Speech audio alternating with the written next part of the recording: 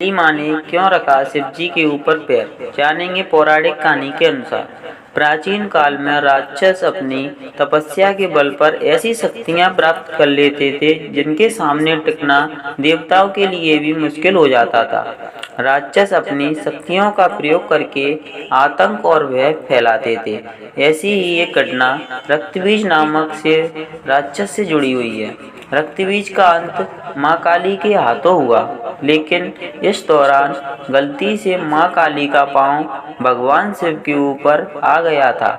आइए जानते हैं इस घटना के बारे में। एक बार रक्तबीज नामक के एक राक्षस ने भगवान शिव को प्रसन्न किया और उनसे एक वरदान हासिल कर लिया। रक्तबीज को यह वरदान मिला था कि उसका खून जहाँ भी गिरेगा वहाँ से उसी के समान राक्षस पैदा हो जाएगा। रक्तबीज को अपने इस गुण पर बहुत अभिमान था, इसलिए उसने अपनी शक्तियों का गलत इस्तेमाल करना शुरू कर दिया। घमंड में चूर रक्तबीज ने देवताओं को युद्ध के लिए ललकारा। देवता रक्तबीज से लड़ने के लिए आ गए, लेकिन जहाँ भी रक्तबीज का रक्त गिरता वहाँ से एक और रक्तबीज पैदा हो जाता। इसका परिणाम यह हुआ कि बहुत सारे रक्तबीज पैदा हो गए, जिन्हें हराने का कोई रास्ता देवताओं को दिखाई नहीं दे रहा था। घबराकर सभी देवता माँ दुर्गा के पास पहुँचे और अपने प्राणों की भीख मांगने लगे। माँ दुर्गा ने रक्तबीज के वध के लिए काली का रूप धारण कर लिया।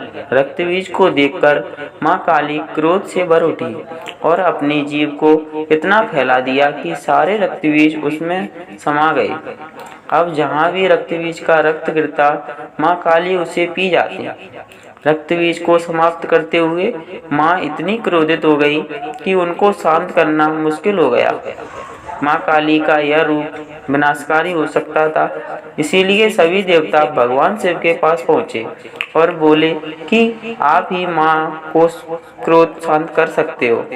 माँ काली के क्रोध को शांत करना भगवान शिव के लिए भी आसान नहीं था, इसीलिए भगवान शिव काली माँ के मार्ग में लेट गए। क्रोधित माँ काली ने जैसे ही भगवान शिव के ऊपर पांव रखा, वो झिझक कर उठे गईं और उनका गुस्सा शांत हो गया। इस तरह भगवान शिव ने देवताओं की मदद की और माँ काली के गुस्से को शांत किया, जो सृष्टि के लिए भयानक हो सकता था।